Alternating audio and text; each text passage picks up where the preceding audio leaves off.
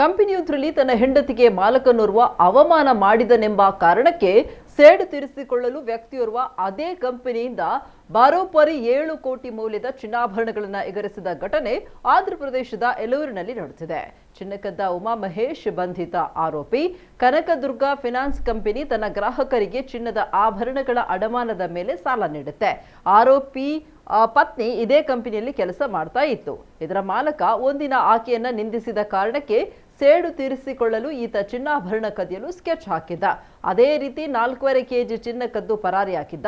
ಮಾಲಕ ನೀಡಿದ ದೂರಿನಂತೆ ಪೊಲೀಸ್ ಠಾಣೆಯಲ್ಲಿ ಪ್ರಕರಣ ಕೂಡ ದಾಖಲಾಗಿತ್ತು. ಇದೀಗ 4 ತಿಂಗಳ ಬಳಿಕ ತಲೆಮರೆಸಿಕೊಂಡಿದ್ದ ಆರೋಪಿಯನ್ನು ಪೊಲೀಸರು ಬಂಧಿಸಿದ್ದಾರೆ. ಕಂಪನಿ ಮಾಲೀಕರು ಪತ್ನಿಯೊಂದಿಗೆ ಅಸಭ್ಯವಾಗಿ ಮಾತನಾಡಿ ನಿಂದಿಸಿದ್ದಕ್ಕೆ ಕೋಪಗೊಂಡು ಕಳ್ಳತನಕ್ಕೆ ಮುಂದಾದೆ. ಕಂಪನಿಗೆ ನಷ್ಟ ಉಂಟು ಮಾಡಿ ತೊಂದರೆಯಲ್ಲಿ ಸಿಲುಕಿಸಲು 4 ಕೆಜಿ ಚಿನ್ನ ಕದ್ದಿದೆ ಅಂತ ವಿಚಾರಣೆಯ ವೇಳೆ ಈತ ಬಾಯ್ಬಿಟ್ಟಿದ್ದಾನೆ.